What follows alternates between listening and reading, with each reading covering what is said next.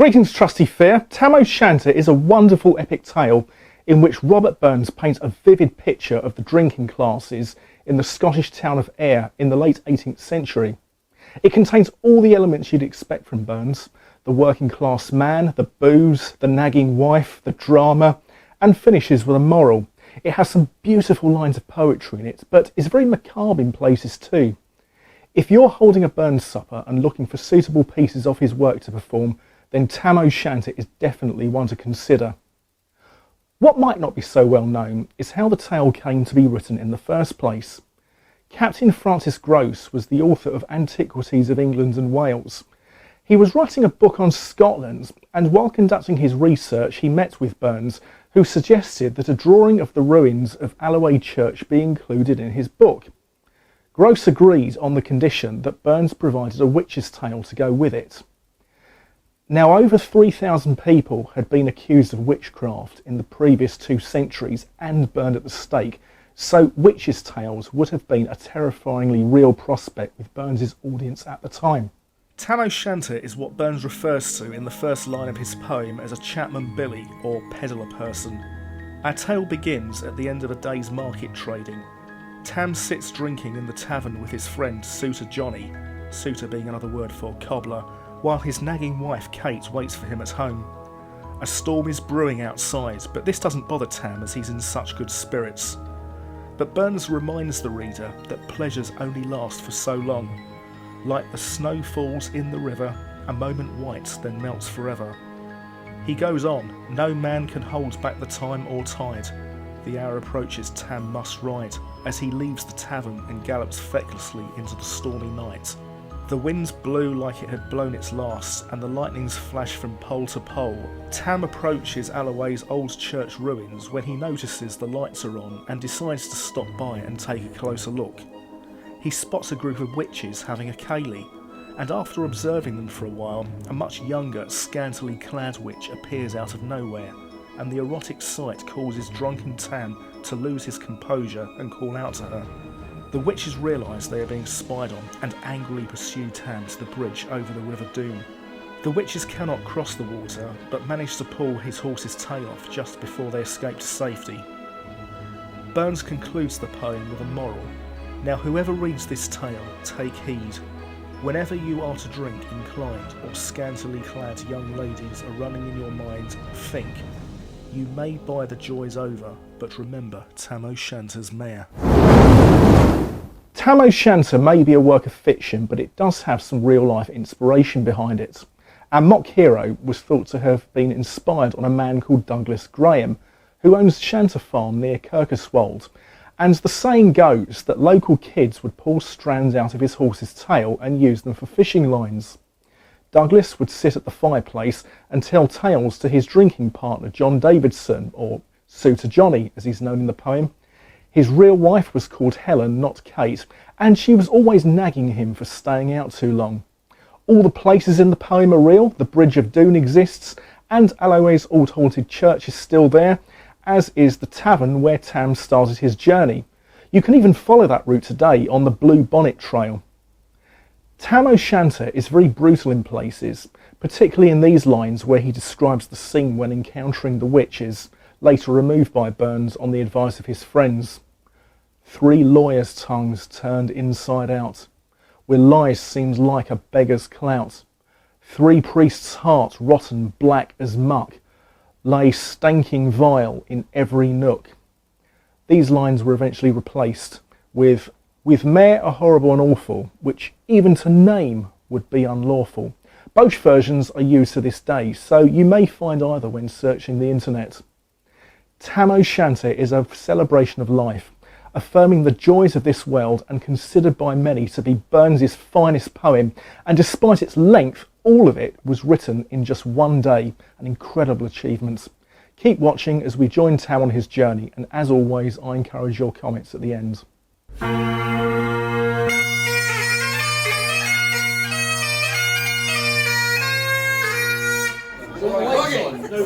3, 10 out of 10. 2. You don't count them in. 1. Lads and lasses, charge your glasses as I give you a tale of brownies and bogles. The tale that is Tam O'Shanter. When Chapman Billies leave the street, and drouthy neighbours meet, as market days are wearing late and folk begin to tack the gate, while we sit boozing at the nappy, getting foo and unca happy, we think now on the lang Scots miles, the mosses, waters, slaps and stiles that lie between us and our hame, where sits our sulky, sullen dame, gathering her brows like gathering storm, nursing her wrath to keep it warm.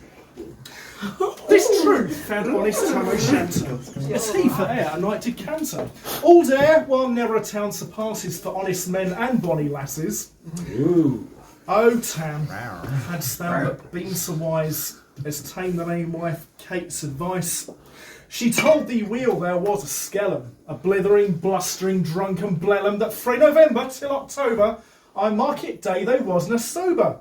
That ilka melder with a miller thou sat as lang as thou had siller. That every naig was card a shoe on, that the smith and thee got roaring foo on. That at the Lord's house, even on Sunday, thou drank with Curtin Jean till Monday. She prophesied that late or soon thou would be found deep drowned in doom, or catch with warlocks in the murk by Alloway's old haunted kirk. Ah, gentle dames, it gars me greet to think how mony counsels sweet, how mony lengthened sage advices the husband free the wife despises. But to our tale, I market night, Tam had got planted unca rights, fast fine ingle, blazing finely with reaming swats that drank divinely. And at his elbow, suitor Johnny, his ancient trusty, drouthy crony. Tam loathed him like a very They'd been free for weeks together. The night drave on with sangs and clatter, and aye, the ale was growing better. The landlady and Tam grew gracious, with favourite secrets, sweet and precious. The suitor told his queerest stories, the landlord's laugh was ready chorus. The storm without might rare and rustle, tandem by the storm or whistle. Hair mad to see a man so happy, Ian drowned himself among the nappy, as bees flahame were laid so treasure, the minutes wings their way with pleasure. Kings may be blessed, but Tam was glorious, of all the ills of life, victorious. But pleasures are like poppies spread. You seize the flower, its bloom is shed, or like the snow falls in the river, a moment white, then melts forever. Or like the borealis race that flit ere you can point their place. Or like the rainbow's lovely form vanishing amidst the storm. Nay, man can tether time or tide. The hour approaches, tower on ride.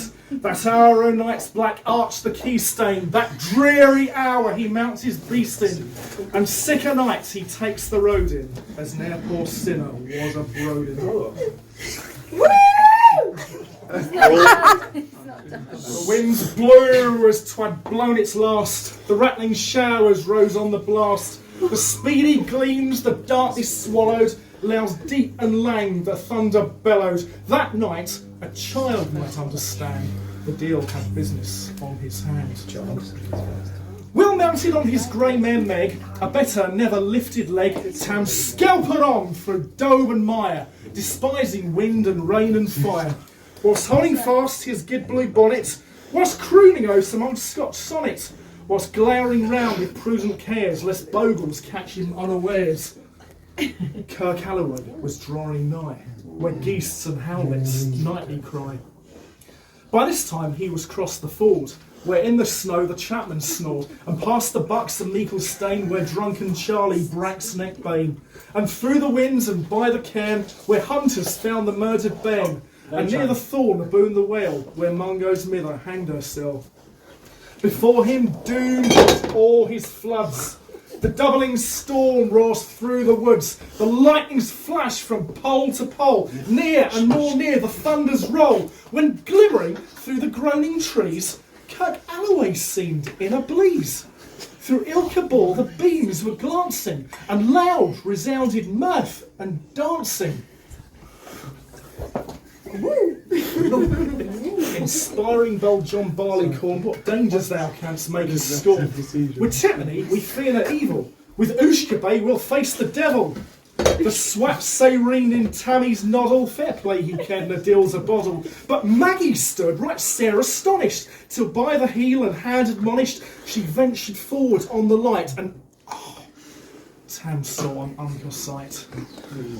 Warlocks and witches in a dance. Nay cotty lawn Brent knew for France. Hornpipes, jigs, strapped spades and wheels, put life and metal in their heels. A winnock bunker in the east, their saddle knit in shape of beast.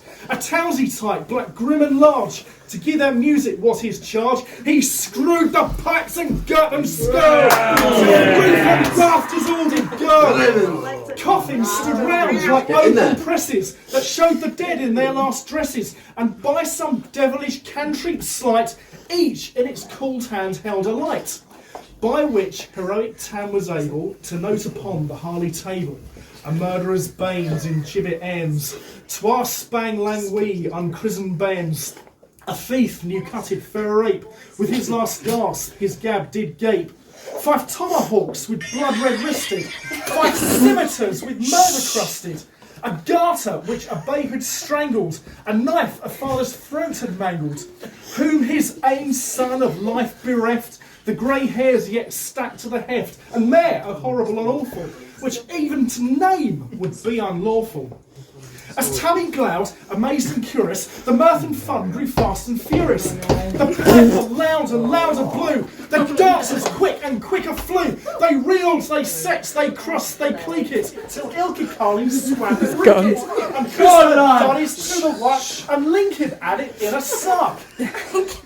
Now Tam, oh Tam, had they been queens, a plunging strapling in their teens, their sarks, instead of creasy flenning, been snow white 1700 linen, their breeks of mine, my only pair, that once were plush with gib blue hair, I would have given them off my herdies, for I blink of the bonny birdies.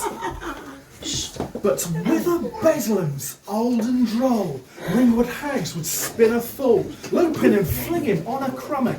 I wonder didn't it tell my stomach. But Tam kent what was what through Brolly. There was I, Winsome, Wench and Wally that night enlisted in the corps, lang after Kent on Carrickshire. For mony a beast a dead she shot, and perished mony a bonny boat, and shook beef, meikle, corn and bear, and kept the countryside in fear. Her cutty sark, O Paisley home, that while a lassie she had worn, in longitudes though sorely scanty, it was her best and she was vaunted. Ah, little ken thy reverend granny, that sark she coughed for her wee nanny, with £12 Scots was all her riches, would ever grace the dance of witches. But him I muse, her wing moncur, sick flights so far beyond her power, to sing how nanny lap and flang, a supple jade she was and strang, and how Tam stood like Anne bewitched, and thought it very e'en enriched, e'en Satan glowed and fidgeted through fame, and hotched and blew with might and main, till first I caper, sign another, Tam tint his reason altogether, and rolls out, well done, Cutty Sack! Woo!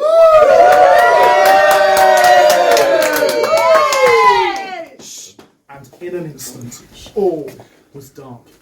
And scarcely had he Maggie read when out the hellish legion sallied, as bees biz out with angry fight, when plundering herds assail their bite, as open pussies mortal foes, when pop she starts before their nose, as eager runs the market crowd, when catch the thief resounds aloud. So Maggie runs, the witches follow, with Monty and Ildrick screech and hollow. Oh Tam, they'll get thy faring. In hell they'll roast thee like a herring. In vain thy Kate awaits thy coming. Kate soon will be a woeful woman. Now do thy speedy utmost, Meg, and win the key stain o'er the brig. There, at them thou thy tail may toss. A running stream they dare not cross. But ere the key stain she could make, the fine to tail she had to shake. For Nanny, far before the rest, hard upon Maggie noble pressed, and flew at Tam with furious ettle, but little was she Maggie's mettle. A spring brought off our master Hale, but left behind her own grey tail. The Clarling clawed her by the rump, and left poor Maggie scarce a stump. Not a stump.